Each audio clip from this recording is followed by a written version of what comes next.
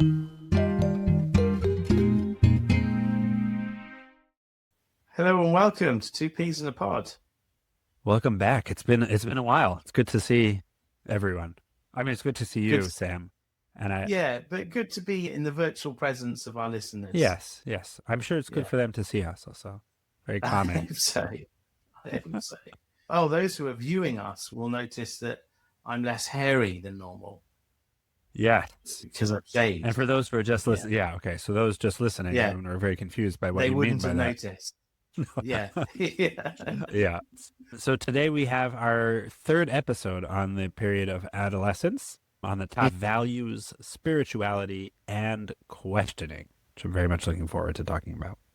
So I wanted to start with a Hasidic text from the Meir Shiloach, which was a text by Mordechai Yosef Lehner of Ishbitz, the Ishbitz Rebbe. He's a favorite of yours. He is a favorite of mine. And this is one of my favorite pieces of his. It's from Parshat Bechukotai. And Parshat Bechukotai starts with the verse, if you walk in my statutes, then you're going to be blessed. It's the introductions to the blessings and the curses of the book of Vayikra. So, in Bechukotai Telechu, if you walk in my statutes, if you walk in my ways, the Ishbitzer says, im, that word if, hu lashon safek, it has a connotation of doubt. Ki mi yodea im mekayem et Torah ka'omek ratzon Hashem yitbarach. For who knows if you're really fulfilling the Torah's commandments according to God's deepest, hiddenmost will. And then he goes on about the parsha that came just beforehand. I'm going to skip a bit of the text. What he says is that the parsha that comes before Bechukotai in Bahar is all about cancellation of debts on the Shemitah year. And he says that if you read just the verses, you'd think the cancellation is automatic. But the rabbis have this whole diyun, this whole discussion about how if someone wants to pay the debt during the 7 years, then actually the rabbis they look quite kindly upon that person. And At the end of the seventh year, in other words, that they can come and say, I want to pay the debt. I want to pay the debt. And you're still supposed to say, no, the Shemitah's cancelled it. But even so, if the person insists on paying the debt, that's very nice. Right. And the Ishbitzer says, this is kind of surprising because there are various verses which make it look like the debt is cancelled. There is no debt. So he says, he learns from this that the rabbis had a deeper insight. God enlightened the eyes of our wise people, b'zoh hamitzvah, in this commandment, omek ratzon yitbarach, to the depth of his actual will. V'lechein ketiv kan lashon safek, and that's why this parsha Bechukotai, which happens straight after the cancellation of debts, starts with a word of doubt, in lashon safek. Sha'af sha'adam nizhar lekayem kol hashulchan aruch.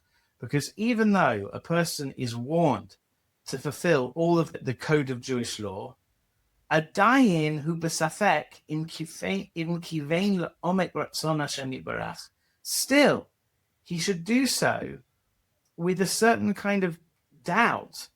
The doubt should be whether he's really had the right intentions that match with the deepest, hiddenmost intentions of God may be blessed. I want to suggest, sorry to interrupt, just in terms of the translation, I think, when I hear it, that it sounds like not just that a person is warned to keep the entire Shulchan Aruch, but even if we're talking about a person who needs har, meaning that is careful, in other words, that even if he actually has done it already, still. Sha'af sha'adam nizhar, yes, even a person who has been careful to keep the entire, he should still be in doubt. Because the will of God, who are mok, it's very deep. Who can find it out? Who can search it out? And then it ends with one more sentence. It says, "V'gam lashon im," also this language of if, hu lashon tefillah. It's like a prayer. She'Hashem yitbarach kivyachol mitpalel, halavai shetelchu b'chukotai v'tikavnu la'omek ratzoni. Halavai, he prayed, God, so to speak, prays and says, oh, I wish that you would walk in my ways properly, according to the deepest, in deep correspondence with my will. What I take from this is this idea, and I would call it intellectual humility, which is the Ishbitzer is almost valorizing a certain degree of uncertainty. He's saying that you could imagine two religious exemplars. One is the person who keeps the Shulchan Aruch and does so with a surefire certainty that everything he's done is the right thing. And then you have another religious exemplar who also keeps every iota of the Shulchan Aruch and yet is worried all the time. Have I done it exactly right? Am I really doing what God wants from me? I know that this is what the Shulchan Aruch says, but God's will is inestimably deep. And the Ishbitzer is celebrating the second of these examples over and above the first of these examples. The Ishbitzer is a controversial thinker for good reason, but I think this notion that uncertainty is something that we can celebrate. Uncertainty is something that we can recognize as a way of serving God. We serve God with our uncertainty or in the midst of our uncertainty, and that there's a kind of religious virtue in so doing. I take that to be a brave and profound insight of the Ishbitzer. That's very interesting. I feel like I don't, without knowing him and being in conversation with him, I do wonder if there is, according to him, some type of limit because of the fact that anxiety and worry and doubt also can negatively affect, obviously, one's own mental health. Yeah. And not just one's own mental health, but also in terms of one's ability to make decisions, ability to live a fulfilling life, ability also to lead a life that's imbued with the joy of service of God, right? In other words, if I'm constantly in doubt, then am I serving God also? That's also a question. I could play devil's advocate because in a peculiar way, certainty can also be paralyzing because you can sometimes get into this situation or perspective where you say, I'm not going to do anything until I'm certain, right? So you make certainty a kind of necessary condition upon acting. I'm not going to act until I'm certain. Well, then you'll act very rarely. And so both certainty and doubt can be paralyzing. And this comes back to something we've said in our practical corners, that very often the real wisdom is striking a balance. So I think there's a balance between certainty and uncertainty. Yeah. And you could certainly go too far on this extreme. But perhaps I could put it this way. Hubris can be found in a lot of religious contexts. People who are quite sure they know what God wants from them and quite sure that that they know what God is doing in history and quite sure they know what God's plan is for all of us. And you could read the Ishbitzer as a corrective to that, a corrective in favor of epistemic humility. Say, look, I'm not certain and I don't need to be certain. I have the Shulchan Aruch. It's the best guidebook I could possibly have. I'll do the best I can. I'm not going to be paralyzed by doubt. In fact, the fact that he refers to the Shulchan Aruch means that there is a blueprint to follow. So follow it. But can you do so without hubris? Can you do so in the recognition that you might not know what God is up to and you might not know what God's plans are and et cetera, et cetera. Yeah. But I take your point, Aaron, and I think it's a point in favor of balance. Yeah. I think that definitely, that in terms of the aspect of humility that he's advocating for is definitely something that we should think about. Yeah. But I just want to point, in terms of sources like that, would view doubt in the opposite direction. So it's it's a Hasidic idea, but it might have earlier roots also, that the connecting the idea of doubt to Amalek, right, to the nation we're commanded to utterly destroy, because of the gematria, right, in terms of the count, they both come out to 240. Right, both of those words, I think. 70, 40, 110. No. Yeah, 240. Yeah, I think. People will correct us after. Right, in other words, that there are certain types of doubts that a person is supposed to not countenance. To say, no, I need a certain level of certainty in certain things. Yeah. But that there is, what you're saying, like a level of being overly confident, hubris, or importance of questioning. And I think also in terms of the example that you mentioned, or that he mentioned, the Meshiloach, with regards to one keeping the Shulchan Aruch, that part of it is knowing what's God's will behind those specific halachot, in terms of we have that idea of God's will. Yeah. And then all the other is learning how to apply God's will in situations which the Shulchan Aruch does not discuss, which is a whole nother area, right? In other words, okay, so it doesn't appear in the Shulchan Aruch, but the exact nature of relationship between husband and wife and person and their children, and how the state of Israel is supposed to act. And Rabbi Aaron has this whole thing about, like, if you're looking for a halachic codex to tell you what's the right way to be a parent, this is very fitting for our podcast. That's not the job of the halachic codexes. They don't legislate, not in fine detail, how to be a parent. Yeah. And those are areas where, doubt there's more room for doubt, because we don't have the Shulchan Aruch. Yeah. And we're supposed to presumably draw our values from those halachot as well, and our other sources too. But yeah, it's definitely not as clear cut as is this chametz the balance or not. in this the balance in this text is that there is a guidebook, and he's not undermining the fact that's Ratzon Hashem, and you should keep it. But as you beautifully put it, Aaron, the idea is, but what's the will behind the will? Like, what's the deeper intention of these mitzvot? That's where there's plenty of space for epistemic humility. So there you go. So I wanted to start this conversation because we're going to talk about potentially crises of faith that your children go through during adolescence, questions that your children have, doubts that your children harbor. And I wanted to kind of put a positive spin on doubt, that doubt isn't necessarily always a bad thing. It can sometimes be a symbol of humility that you can showcase to your own children, that you are able to function in the face of doubt without being crippled by it, and that actually there's some sort of religious virtue inherent in being able to serve God in the midst of doubt. Yes. Psychology Corner. I want to mention today 3 different theories, which is more than usual. So the first 2 I'll mention briefly, because the third one I think builds off of them.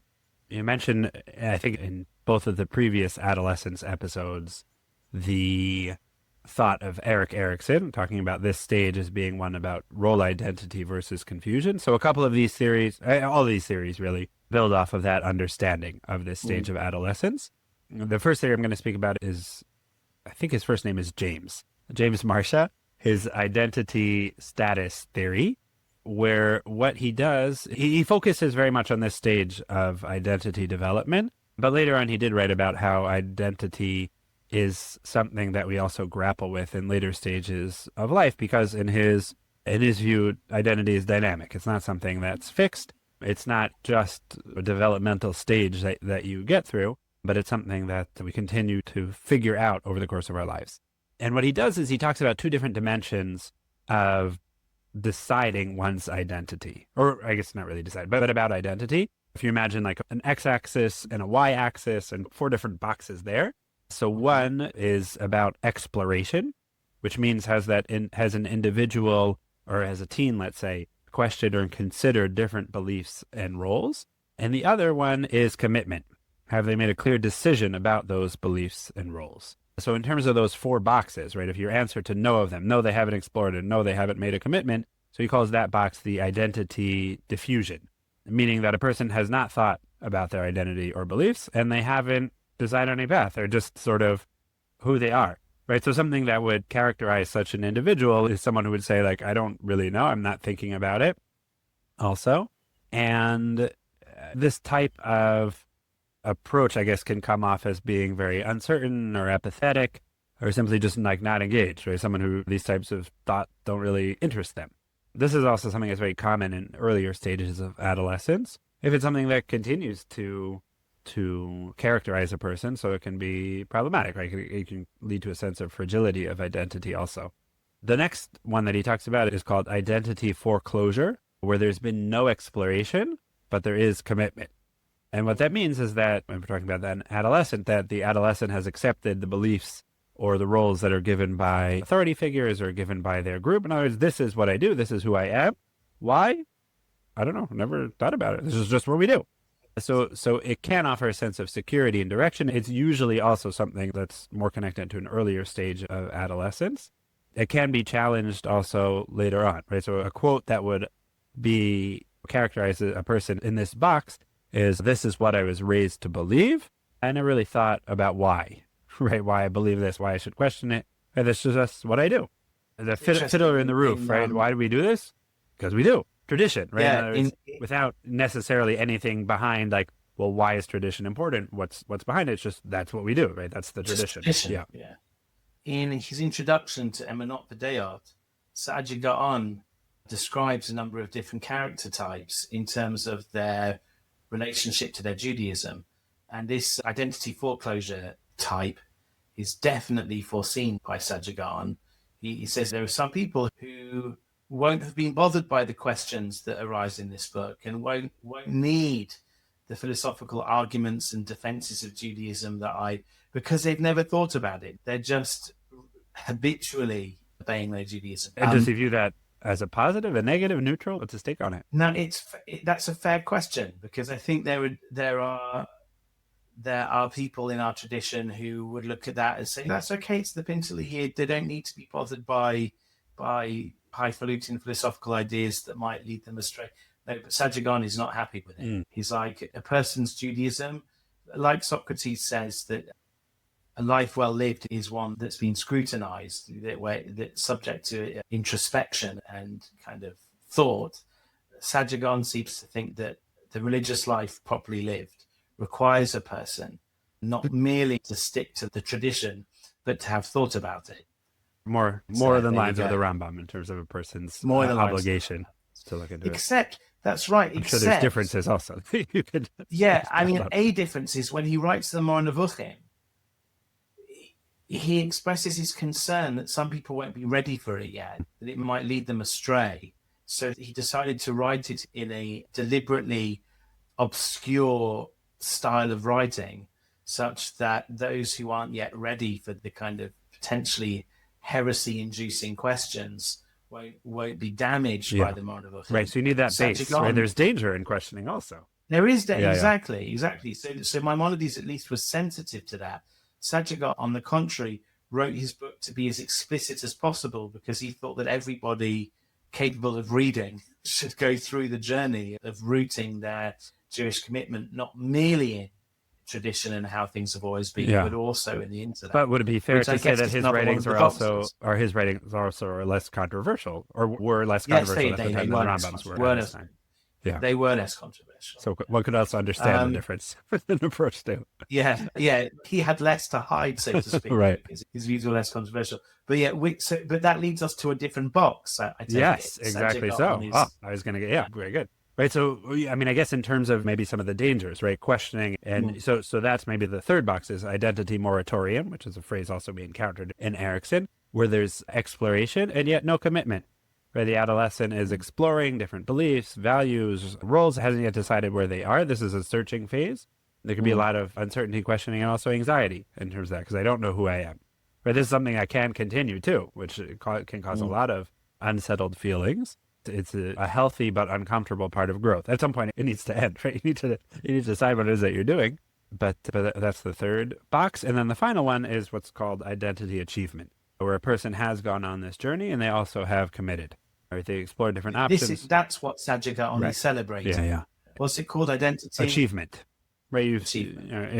Within the Erikson model, it's okay. You've passed this stage successfully. Right? It represents a more stable and secure sense of identity, more mature, right? I've thought about things and I decided, if you think about the Yitro model, right, where Chazal talk about how he went through every belief system in the world and then came to join the Israelite people, right? Ataya dati. Now I know that God is greater than all other gods because I've actually experienced all. Right. So in his thought, identity is not a linear path, right? It's not that you go progress through all these four stages. You can jump around between them, even though the most cohesive stage or the most cohesive box is the identity achievement, right? Where you have gone through things and you've also come to come to a sense of identity. It's something that can be more fragile over time also, and then say, oh, well, something might happen in your life or in the world, and say, oh, well, to unsettle yeah, you. yeah, for sure. Okay, so I did just want to speak about him briefly because I do want to get to the third thinker. But the next one that I wanted to speak about briefly is Viktor Frankl. So for those who are unfamiliar with him, he was an Austrian neurologist, psychiatrist, survived the Holocaust. He founded a form of therapy called Logotherapy, where, according to which, the basic human drive we've spoken about in the past, like what is the basic human drive? So in his mind, the basic human drive is for meaning, right? Man search for meaning, which is his most famous book, which also details his experiences in the Nazi concentration camps. And one of the main thoughts is that, one of the observations, I guess, is that people who endured great suffering, or people, were able to endure great suffering as long as they had some type of purpose. So in terms of what that connects to is that in order to get a sense of purpose, people, especially teens, but also later in life too, are asking themselves, who am I and what do I care about? And they're in the process of forming purpose and values. And he writes about 3 different ways that one can find meaning. One of them is through creative work, right? Creating things, right? It could be art, goals, contributions. It could be the type of work that we do that we feel like we're doing something that's creating something unique, special, new, and meaningful in the world. So we find our meaning through that, through our creation. The second one is through experiences and relationships, right? That we find meaning because of the relationships we've developed with friends, families, others, or experiences, right? In other words, going on the trip after the army to have these experiences that are special and unique. So those are also sources of meaning. And the third source of meaning is the attitude one chooses to take when encountering suffering. Or is that there's a choice there also? Or is that in terms of experiencing that suffering, we don't have a choice? We would perhaps prefer not to experience the suffering, hopefully, but that we still have the choice of how we respond. And even when our physical response is limited, I mean, he was talking within the context of being in a concentration camp, our approach to that suffering is still up to us. And that also can be a really strong source of meaning. There is, what's the quote? Oh yeah, there's a quote of Nietzsche that Frankl often refers to, that those who have a why to live can bear almost any how. In other words, that once you have a reason for living, you can deal with anything in a certain sense. So how that is relevant to adolescence is that meaning is something that we need to discover, right? It's not just something that someone tells you, this is meaningful, so do it. It's something that a person needs to figure out. It can be that they have guides who present them with relationships and experiences and different ways to engage in creative work that do provide that meaning, right? It's not like every person needs to handle it by themselves without any outside assistance or input, but it's not something that's imposed. That doubt, if you spoke previously in the Torah corner about the benefit of doubt, so doubt also can be a step towards authentic chosen values. So in other words, the question is not just a question unto itself, but it's a question that enables me to find meaning, right? In terms of the third thing, right? How do I deal with difficulty? And that meaning also builds resilience, right? It can be protective against despair and confusion, right? So doubt can be beneficial because doubt can also help a person eventually lead them to a stronger position later on in life. So it's just very brief. I mean, I'm sure we could have like 3 or 4 episodes just talking about Viktor Frankl, but just wanted to at least mention those short points briefly before getting to the third one. And I'm sure, just knowing you, I feel like I can't bring up Viktor Frankl and not expect you to want to talk about him for a few minutes. But no, indeed, I would want to talk about Viktor Frankl. We must reserve an episode for speaking about such. So we'll bookmark that. Okay, fine. So the third person that I wanted to speak about was actually someone that I don't recall if I had heard of before preparing this episode. And I asked you before if you're familiar with him. So his name is James Fowler. He passed away about 10 years ago. The reason I asked if you had known him before was he was a theologian in addition to being a United Methodist minister and a developmental psychologist. So he sort of is in the overlap between our three worlds. Theology, psychology, yeah. So he has a theory called the Stages of Faith. What was the name of his book? Yes, a book that he wrote in 1981 called Stages of Faith, The Psychology of Human Development and the Quest for Meaning. Right, so it sounds very relevant to us, and he builds upon a lot of developmental psychologists, including Erikson. And his model is not related to a specific religion, or indeed is not related to a religion or religion in general, but it is related to the sense of faith. And he talks about 6 different stages in the development of faith. I'm going to mention the first 4, and we're going to focus on stages 3 and 4, because that's what's relevant for adolescence. Let me just get my notes back up. He says as follows, that a person begins the first stage. Actually, it's really not fair, because he says 6 stages, but then he includes stage 0 as a stage. I don't know why. I didn't read the book, so I don't know if it's like he's like that. if it's like, oh shoot, I actually wanted to talk about before, or if he was already planning on having this as a stage 0 about numbers. Yeah, I like it. Okay, fine. So the first stage he calls primal or undifferentiated faith, which is from birth until about 2 years.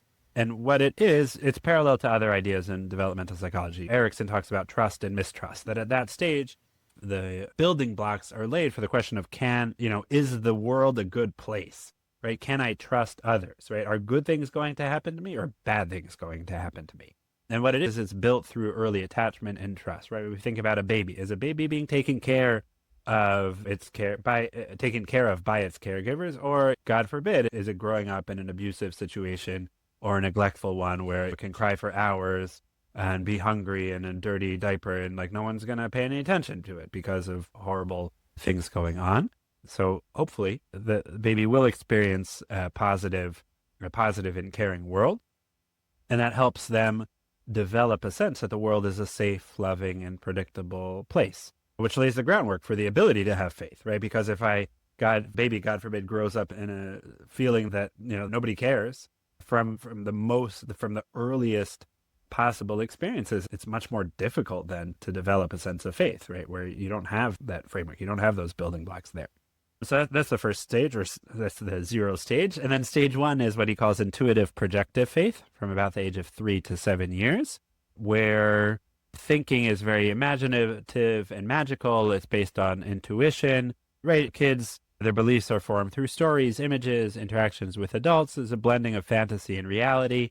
Kids of this age, for example, will often be very interested in thoughts about Mashiach, Messiah, how that works. And I think also it's really important when I talk about education with people, that I think within our communities, let's say, when talking about teaching kids the stories of the Torah, so in our community, people often want to very much stress, what does the Chumash actually say, right? What is the pshat? What is the simple understanding of the stories of Abraham and Sarah and the forefathers, right? What does the Torah actually say? And sometimes in that drive to help, as opposed to midrash, right? As opposed to different either traditions or creative works of Chazal that add additional stories or additional elements to the story that don't appear in the simple reading of the story. And growing up, let's say, for us, so I mean, also our kids, honestly, right? It's not always clear, well, what appears actually in the Chumash and what is a midrash. So some people say, oh, that's not how you need to educate. You need to teach kids the simple reading of the story. And I understand that approach, but I think that's also missing out on child development in terms of like you want midrash because that's what is going to connect the kid to our sense of faith and the stories of our people, right? There's so much richness and values and more that's brought up by midrash. I try when I talk to my kids, I say, oh yeah, when they mention something like from a midrash, I say, yeah, no, that's true. That's a midrash, right? Rashi talks about that, not to like say, oh, that's an amazing midrash. Yeah. But, just like plan to see, like there are different ways the story is told too. It's also important. It's a balance between engaging in the content of those stories and being excited about them and allowing them to come to life in the mind of your child. With also maybe giving it the right address. If you can do both, then that would be wonderful. Yeah. If you have a kid who's reading Harry Potter, you don't like every night need to tell them, just, magic's not real. Yeah. And this is all made up. This is a work of fiction, right? I mean, you can do that. Maybe it's important. But it would really ruin the story. But yeah, I mean, and I'm not equating, God forbid, the Torah and Harry Potter, No, but I'm saying like that it's also a normal part of children's lives to be pulled into that level yeah. of imaginative, And the point creative, like thing. generalizes, which is you don't need to keep banging on about what genre you're reading in order to enjoy what you're reading. Yeah. So the next stage 2 is mythic literal faith from the ages of 7 to 11, where faith is based off of concrete thinking and a literal understanding of stories and rules. Beliefs are seen as right and wrong, and fairness is central. Religious stories or moral tales are understood as factual truths. Everything is literal, and there's clear right and clear wrong. Right, and you have, for example, like a child who would, for example, say like, "Oh, anyone who doesn't keep law, that means that they are evil, or they're not a part of the Jewish people," or all the black and white very much is their source of thinking. And also in terms of faith, right? In other words, everything is meant to be understood literally. There's no like figurative, right? If there's a midrash, that means this is what happened. It's not, there's not even a possibility that, okay, maybe it didn't happen this way, but Chazal are trying to teach us a message about what's important, right? No, if there's a story that my teacher told me, that means it happened. And that's also an important stage of development also, not just that, oh, what can you do, right? Kids' minds are limited at this stage, but it's also important to have this aspect of faith as well. Okay, then stages 3 and 4 are connected to adolescence. Stage 3 is what he calls synthetic conventional faith from the age of 12, and it can continue until adulthood, right? Because some people don't progress to the 4th stage, where beliefs are getting to, what was it called? The identity, what did I say it was called? Whoops, where did it go? Foreclosure, right? Where you've just committed without exploring. So what this stage is, I think, connects to that, where one's beliefs are dictated by family, by school, by community, right? Why do I believe this? Because this is what people told me to do. And part of it is also motivated by a desire for group belonging, which is something that we've mentioned is very central to all stages of life, but especially to adolescence. The difference is that now, the difference from the earlier stages is that teens are capable of abstract thinking, but they're not yet questioning their belief system. And there's very little difference between beliefs and self-identity, right? I believe this because my group does. The limitations are that it's not very deep usually. You can't tolerate internal contradictions. If you bring up a contradiction, it's like, I don't know how to deal with that, right? No one told me how to deal with that contradiction. And I think that this stage is also really important because, or understanding this stage is important because of the fact that lots of times when people have, or when adolescents have questions about faith or doubts or rebel against faith, we sometimes can relate to it purely as an actual question of faith, right? And want to provide a philosophical discussion about it. But there are plenty of times where, that it's also just a rebellion against the group that has this stated belief, right? It could be a rebellion against an individual relationship or against a family or against a group. And once again, the rebellion it's not necessarily a rebellion, right? It's often like a desire to understand myself. A journey of discovery. In contrast to someone else sometimes. And the 4th stage, which he talks about, is an individuative, reflective faith, which usually starts in later adolescence or young adulthood, where faith becomes more personal, internalized, and examined. A person starts to ask themselves, right? Why do I believe in this? What's important to me? What are my values? Why did I choose this system? And because of that, they become also willing to question authority, to challenge inherited beliefs because of the fact that they are also at a different stage, where we go from being dependent on others' definition of faith to a self-defined meaning. And it can be a struggle also getting to this state. There can be a lot of doubt, disillusionment, spiritual struggle as well, but it can lead to a faith that's of a much stronger nature. And that's getting back to the importance of doubt and questioning. So there are 2 more stages in terms of his development, but I'm not gonna get into it because it's not related to our topic for today. Okay. You've given me lots of ammunition for both the philosophy corner and the practical corner in terms of things that I would like to relate to James Fowler and these 4 stages, but maybe I'll leave it to those corners. Sounds good. Well, it's good because the psychology corner has just ended. Oh, well, there we go. The philosophy corner. So the question of faith is one that I have spent a lot of time working on, and I've published numerous papers about the nature of faith. And there is now a burgeoning literature among philosophers about what faith is. For too long, a very negative attitude was predominant in the literature towards faith, philosophers, because they thought of faith as something like belief without enough evidence, like belief without sufficient evidence, or irrational belief. Somehow you could call this view the belief minus view, that faith is like a weak, less virtuous form of belief. And that's what faith is. And if that were true, then we shouldn't be looking to inculcate faith. We should be looking to have beliefs, leave all faith positions behind and try to have belief. Bertrand Russell, for example, said that, and this is basically the rallying cry of the school of thought that's known as evidentialism. Bertrand Russell said that you should tailor the confidence with which you hold any belief to the degree of evidence you have to back that belief up.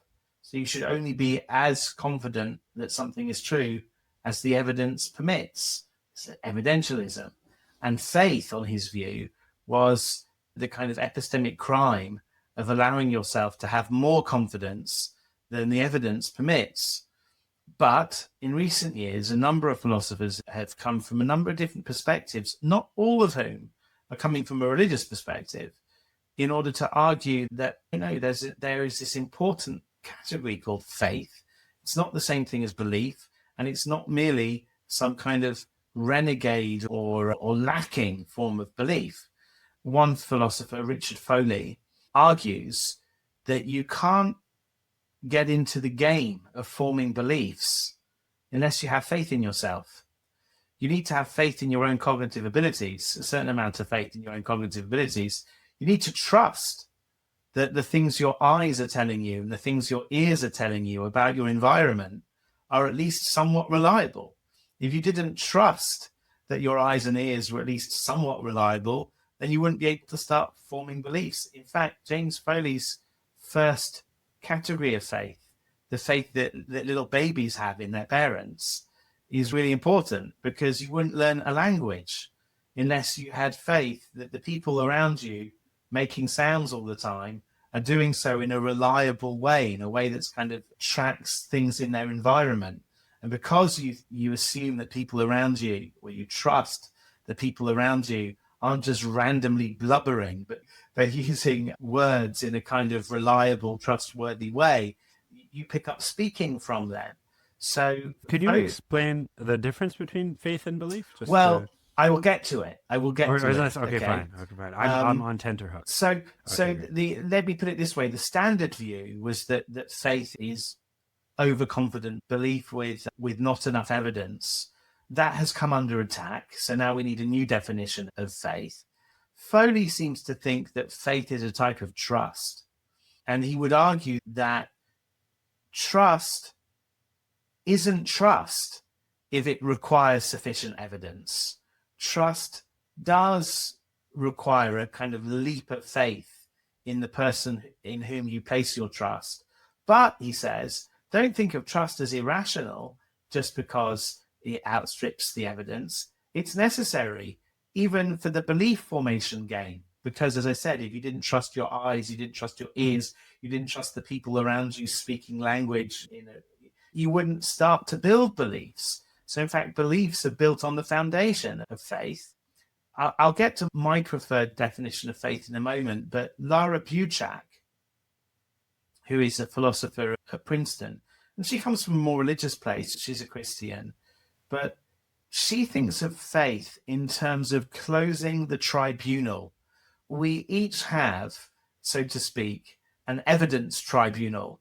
And as we're deciding whether we believe something or not, we're weighing up the evidence in favor, weighing up the evidence against. And as we do so, we come to conclusions about the world around us, and we form beliefs. But Buchak says there are some times in our lives where you have to close the tribunal and act, even though you haven't got sufficient evidence. You haven't got as much evidence as you might like, or you haven't exhausted the evidence, right? So a really nice example for this is the faith you might have in a spouse. So you go on dates and you're dating, and you start to build up a picture of this person that you're dating. And basically, you could think of this is how a philosopher would think of dating as accruing evidence, right? Every date, you're accruing more and more evidence. Is this person a suitable match for you? Are your life plans similar? Do you get on well? What have you been able to ascertain about her or his family background? What have you been able to ascertain about their character? You're accumulating evidence. Very nice. But how much evidence do you need before you settle on the fateful decision to spend your entire life with another person and ruling out all other people? And you might argue that actually there's no amount of evidence that is sufficient for that. This is a very fateful decision. To get the right amount of evidence for you to have a justified belief that this person is the right person for you might take you the rest of your life, but then you'd never get married. And that would be a bad thing. Right? So there are sometimes practical reasons why we have to close the tribunal and just work with the evidence we've got. And Buchak says that's what faith is. Faith is taking that decision, that fateful decision, to close the tribunal and act on the basis of the evidence you have, recognizing that it's not necessarily sufficient evidence for belief, but that's not to say that it's irrational. So she kind of agrees with Russell, let's say, that faith is an attitude that is insufficiently supported by evidence. But unlike Russell, she thinks it's rational to engage in that sort of, it's rational to form such attitudes from time to time, because there are some questions that not taking a decision and waiting for enough evidence would be harmful to you. How many dates are you going to go on before this person's going to say, I don't want to go out with you anymore? If you're not decided, I'm decided. If you're not decided, and you may lose out on the perfect spouse, all because you were waiting for sufficient evidence. I have my own definition of faith that I've largely adopted from another Christian philosopher called Daniel Howard Snyder. A nice way of explaining his position would be to do it in contrast with, so far I've kind of given you belief minus versions of faith. So faith is belief minus something, like minus sufficient evidence, right? There are other views that you could call the belief plus views of faith that say that, no, faith is believing something, but it's not merely believing something. It's believing something and also wanting it to be true and also investing in its truth. So, for example, you might believe, God forbid, that your spouse is going to leave you, right? But if you say, I have faith that she's going to leave me, but I hope she doesn't, that would be a very peculiar speech act. I have faith that she's going to leave me, but I hope she doesn't. Isn't that to contradict oneself? Yes, says the belief plus people. What faith is, it's belief plus desire and investment. You can believe that something bad is going to happen, but you couldn't have faith that something bad is going to happen, because faith requires a personal investment. And this makes me think, so that's the belief plus view. Now, Daniel Howard Snyder's view and mine is a kind of response to the belief plus view. But before I get to it, I think the belief plus view, it reminds me of the 4 quarters that were drawn by, was it Erik Erikson? James Marcia. James Marcia. So when James Marcia draws those 4 quadrants, those 4 quadrants are around 2 ingredients. One is kind of like autonomous belief formation, and the other is a kind of rootedness. The belief plus school is also playing with 2 ingredients. One is, what does the evidence suggest to you? And the other is, where are you in terms of your personal investments, your personal desire? Anyway, what do I think faith is? As I said, I broadly speaking adopt Howard Snyder's view, which says that faith has the following 3 ingredients. Ingredient number 1 is what he calls a positive evaluation. You can't have faith that something is true unless you think it would be good, right? The second ingredient, he says, is a positive connotative attitude, by which he means something like this. It's one thing to know that something would be good, but it's another thing to really want it, to deeply want it yourself. Like, I might know that going to the dentist is in my best interests, but I don't deeply want to go, right? Says Howard Snyder, faith requires both the recognition that the thing that you have faith in is good, or it's being true would be good, but also faith requires a recognition that it would be good for you, right? That you really want it, that you deeply kind of invested in the truth of this thing in which you have faith. The final ingredient is some confidence that it's true.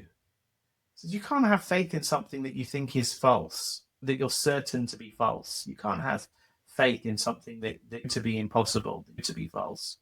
But unlike the belief plus view, Howard Snyder and I don't think belief is necessary for faith.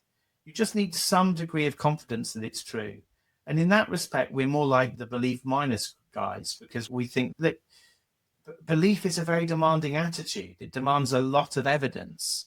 Faith doesn't demand as much evidence as belief demands. But unlike the belief minus view, which says that faith is just belief minus sufficient evidence, we add some more ingredients that are more to do with the heart than they are to do with the mind.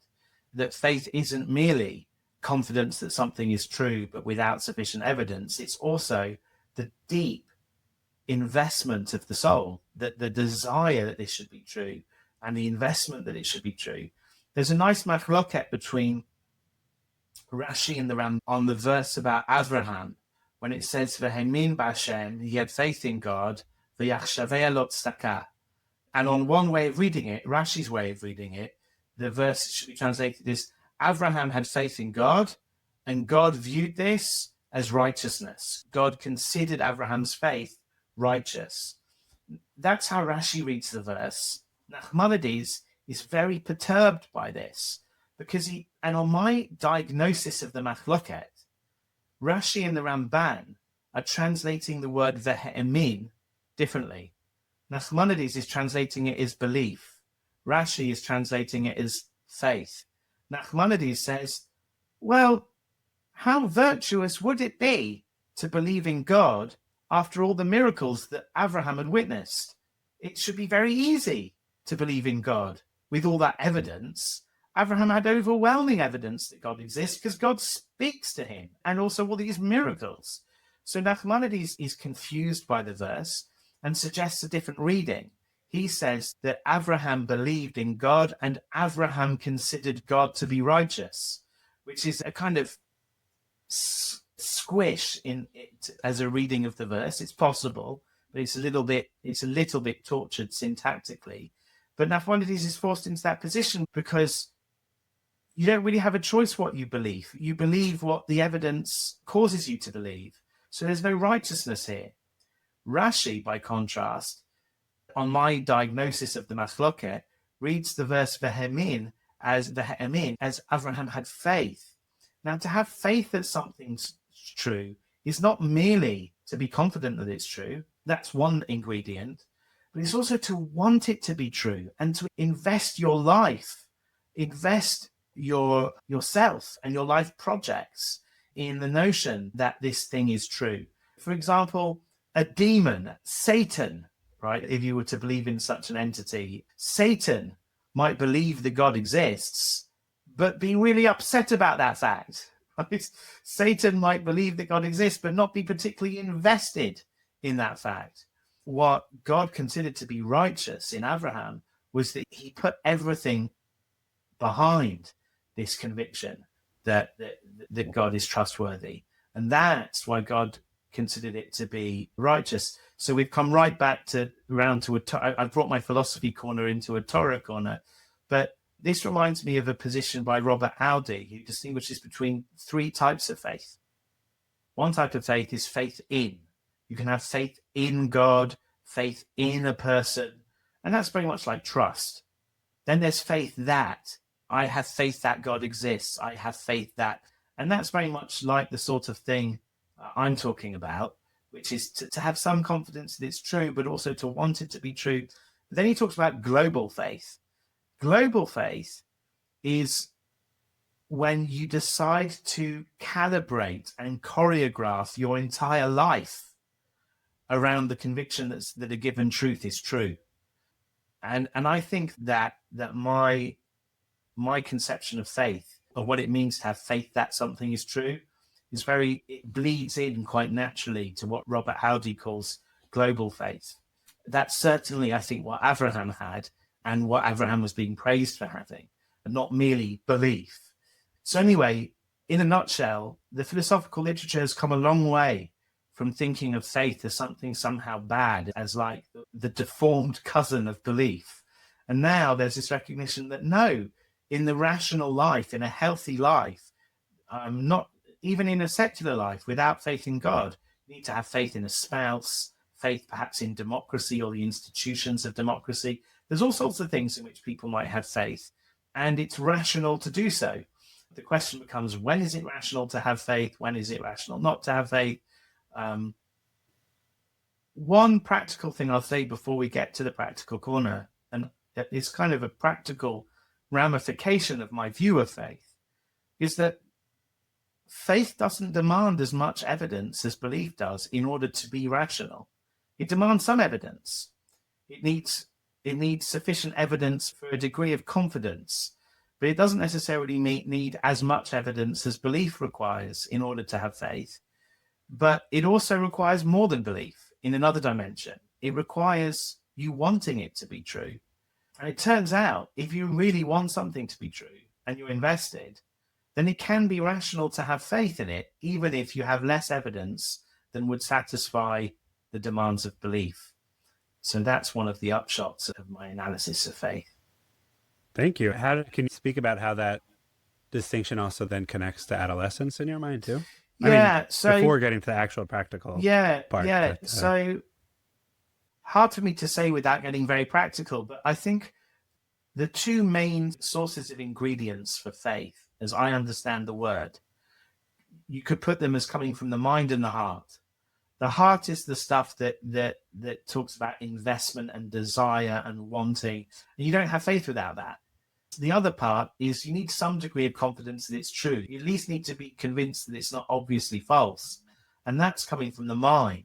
So there are these two kind of inputs, an emotional input and an intellectual input. And I think that there's a lot of movement through adolescence in both of those areas. So that emotional connection that you might have had to your faith as a child, as a 3-year-old or 4-year-old who's loving those and letting their imagination go wild with their religious commitment, that might start to seem juvenile to the adolescent because they require more than just an emotional connection. They require intellectual satisfaction. But in terms of my practical advice, I would say to the teenager who maybe the more cerebral of our teenagers who are saying, that's not enough for me anymore, the emotional connection. I need knowledge. I need certainty. I think I might help them appreciate the role that faith must play in a life well lived. Faith in your friends, faith one day in a spouse, faith in various things. When you get in an aeroplane, you have faith in the pilot, and you have faith in the safety regulations of the country. And faith isn't an irrational thing to have. And I think helping your teenager to recognize that, yes, there's an intellectual component to religiosity, and you shouldn't be ashamed to have questions. You should be proud of your questions. Questions are a good thing. But maybe to recognize that the demands of the belief tribunal are perhaps more stringent than they need to be to engage with Shabbat and mitzvot, and doesn't necessarily require certainty. And therefore, yes, perhaps the purely emotional connection of the child is too juvenile for you now, and you need a more intellectual Judaism. Yes, I get that, and we can try to accommodate that. But let's not go to the other extreme and demand philosophical certainty. There is a place for faith in life, and in a life well lived, and to appreciate that, and to appreciate the distinction between belief and faith, I think can be useful. Yeah, I very much agree with that. I think in general, the more, as the years increase, my working with people in a clinical psychological clinical setting, well, I mean, I guess also in a rabbinic setting, is that we often, so frequently, it's so human to feel like I can't do A, right, which might be something that I care very much about, that I want to do, until I've done B. Or it's I can't engage in acts of religious joy, experience, ecstasy until I figured Yeah, out the yeah, intellectual thing. And also from a psychological aspect, right? In other words, people would say, let's say someone who's dealing with anxiety, right? I can't do ABC until I figure out this anxiety. And sometimes, that, not to say that it's not true, yeah. So sometimes it will be. but that there are points where it does hold us back, right, that belief. Yeah, yeah. So this goes right Okay. back to the Ispitzer and this idea that you can serve God in the midst of doubt, and that can even be salutary if you're waiting for certainty before you act. Sometimes in life, that's going to harm you, God forbid. Right. It's going to stop you from doing things which will enrich your life and give your life meaning. If people are interested in what I've been saying, there's a paper that's open access online that I wrote a couple of years ago. I love the title, but I think most of the non-Jewish readers didn't get it. It's called Amen to Dat instead of Amen to That. And it's about emunah and da'at, faith and, roughly speaking, faith and knowledge in Jewish sources and in the kind of Western philosophical tradition, the contemporary Western philosophical tradition. So if people are interested, Google Amen to Dat, double A, and you'll find it. All right. Thank you. The Practical Corner. I think that some of the practical things that I wanted to speak about have to do with how to discuss doubts with teens, the approach that might be most beneficial, right? Because we've spoken about some of the benefits of having doubts and questioning. So one of it is just normalizing questioning, right? Yeah. They're saying like it's normal to not be sure. It's normal to ask questions, and for you also to tolerate, you as a parent, us as parents, to be able to tolerate that ambiguity, and also reflect that to our children too in their quest. Like, I don't have all the answers, but that doesn't mean that I won't do things, or that doesn't mean there's that. Like, lots of time, because it's also just in general an important life lesson of learning to deal with ambiguity and doubts and uncertainty, and not to create this expectation that children usually think that they're at earlier stages of development. We spoke about this past, right? That children believe that their parents are infallible, all-knowing, all-powerful, right? And then in the teen years, it's like all weak, all ignorant nothings, right? Right, and then get to a more complex view of them later on in life. But at this stage, to reflect the fact that, no, I don't know everything, and I know that it might be hard for you to realize, but that I'm also okay with that, right? It's hard, but that's a part of life as well. And in terms of things like keeping the conversation going, like recognize it's not like I'm going to have one conversation with you about faith, and this is the point that I can share all of my thoughts, and you can share any questions that you have, and we'll move on from there. Like in the past, not the same at all, but like I think in the previous generation, when parents would talk to their children about puberty, about sexuality, so it was like that, right? Did you have the talk? Right. Yeah. So it's a one-time conversation. We'll never talk about it again because it's so awkward for both of us. All right. So that's a great book that I'd recommend by Dr. Yocheved Debo about, I forget what it's called. I think it's like Exploring Sexuality and Intimacy, maybe from a Jewish perspective. We haven't spoken about it as a topic, but we will talk about that at some point. But that one of the main points that she emphasizes is about how important it is to realize for ourselves, and also give that message across to kids too, is that it's an ongoing conversation, right? It's not the talk, but it's not even the talks, right? But it's just talking. I don't think that's how she describes it, but that's just... This should be ongoing. My shorthand for it. Yes, exactly so. And in terms of the atmosphere for that, also, it's important for us also to be staying curious and not being defensive, right? Being able to ask questions and not... And there's a point of these conversations isn't to present to them the creed, right? This is what you must believe. And if you have a question, I'll provide an answer for that question. But to help them also discover through our own curiosity and questions, well, what it is that you're thinking about, right? What's important to you? Are there points where maybe I have a different perspective? And is that okay? Right? Because the fact that recognizing that it's a journey for kids as well, because a very normal and understandable thing for parents to feel is to be triggered by their children's questions. Right, and then to respond reactively, shutting down the conversation, either by saying we can't talk about this, or by saying, well, that's not the way things are. This is the way things are. Maybe that comforts us in terms of in that specific conversation, but that doesn't necessarily bring the child's issues any closer to being resolved, as it really shuts off discussion. I think that those four quadrants of James Marcia are relevant here because a child's intellectual journey or crisis of faith might not be precipitated merely by intellectual questions. There's also the kind of more foundational identity questions of where do I belong? Who are my people? Who am I? And if that is expressed through a question, a philosophical question about God or something, or some question about faith, and they get shunned by the parent, then that might just exacerbate the original problem, which isn't really intellectual, or at least not purely intellectual, but is also individuative.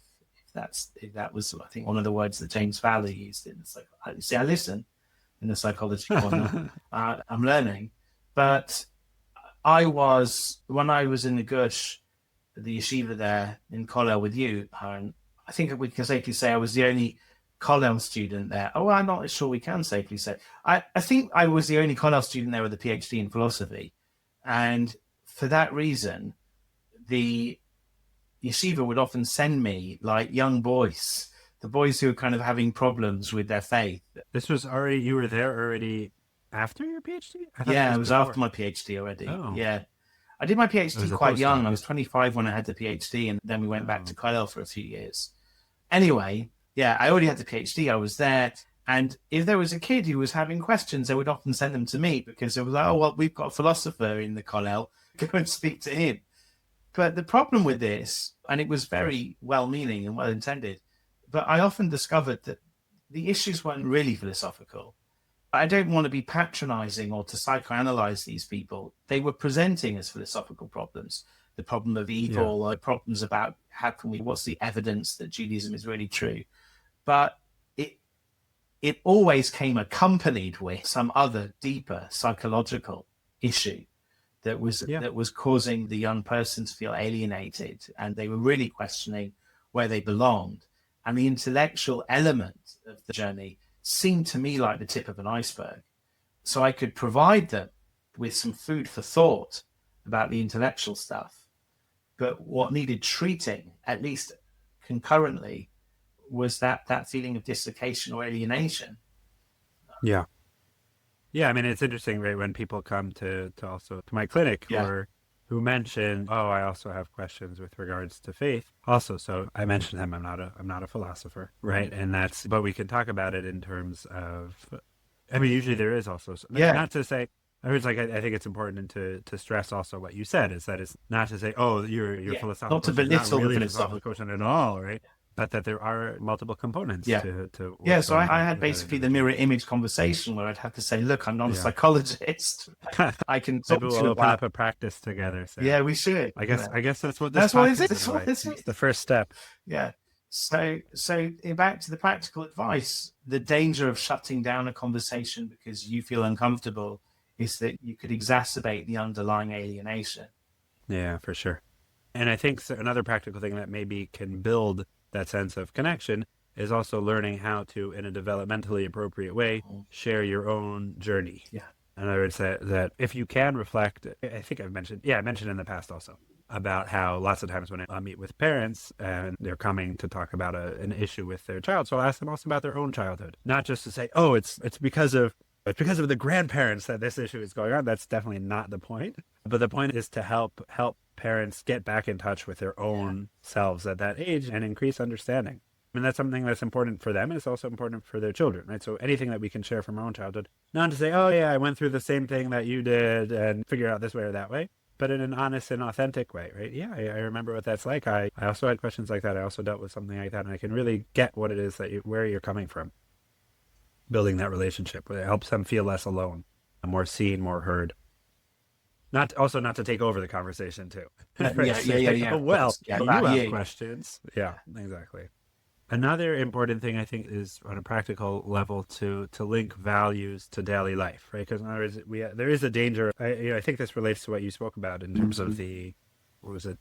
Was it the belief tribunal, identity tribunal. What is it called? The evidence tribunal or the Evidence belief tribunal. tribunal. Yeah. Yeah. So in terms of linking also our values, right? It's not just a philosophical debate or philosophical question about belief, about faith, but it's also, well, how does that affect how I live Yeah. in life? How does it affect how you live in life? Yeah. Right? If this thing is important to you, so not in a challenging way. Yeah. Oh yeah. Well, this is what you care about. So, but just last Tuesday you did so and so. But think about, well, in what ways, if this is important to you, in what ways do you already bring this to bear in a practical way? In what ways would you like to also? And I think that can also be very enriching in terms of our ability to help children make those connections. Yeah. I mean, I have I've got 3 children at various stages of adolescence, one before and 2 in the midst. And I've had varying degrees of success in this question, the question of shepherding, let's say, your children in the world of Judaism, in the world of commitment to Torah. But I will say that one of the things that gives me a lot of comfort, and I might be rudely awakened from this comfort in the years to come, who knows? But one of my children... It's a long journey. It's a long journey. But one of my children has a view of the sort of person she wants to be when she's older. And that view, that internal picture, serves as something of a kind of lodestar that she can navigate her path according to.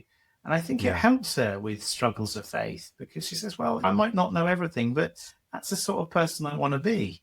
And I don't know if that means she's stuck in James Fowler's third stage rather than having graduated to the 4th. But to me, it seems quite healthy.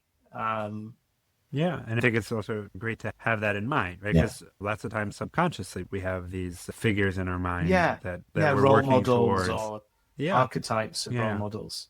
Right, but it doesn't sound like it's blindly accepting what that it's having having type made of a person decision. is like. Yeah, so maybe between those stages, you're deciding what the end point is, and you're still figuring out how to get there. Which is also an interesting. So maybe he'll call that stage 0 also. By the way, that very neatly describes what Satya Gaon describes in. We coming back to Satya Gaon, but in the same introduction to Emunot B'Dayot, he says, because he was a firm believer in the Jewish tradition, we already know what the destination is. The destination is that the Torah is true.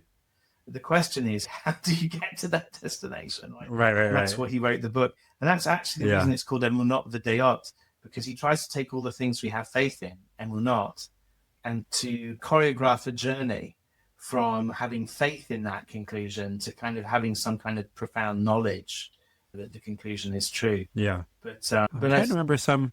Yeah, sorry. But I think you're right. I think this would strike some people as anti-intellectual.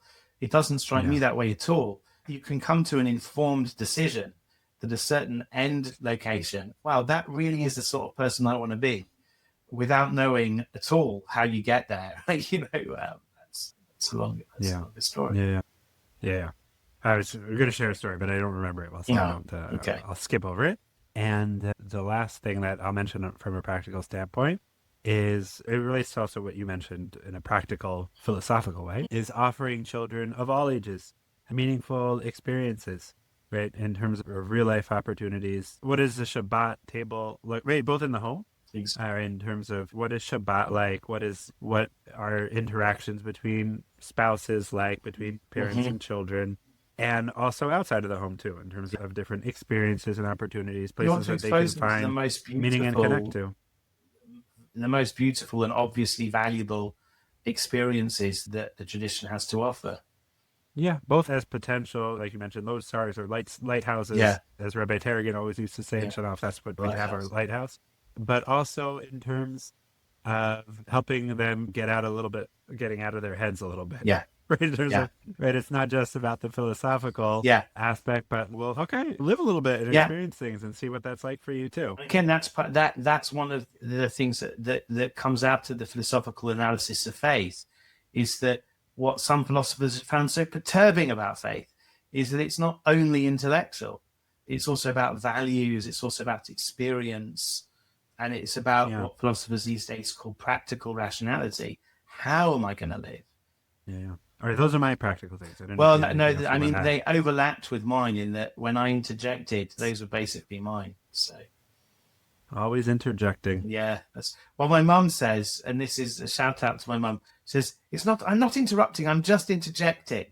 And I've never known what the difference is, but apparently there is a difference. Oh, really? Yeah, Okay, fine. yeah, I'll have to tell my kids about that. yeah. I would really love to hear my 6-year-old, one of them say, "Stop interjecting me." All right. I'll look it up. Farewell, All right. viewers and listeners. Until next time. Join us next week. Yes. Okay. Bye.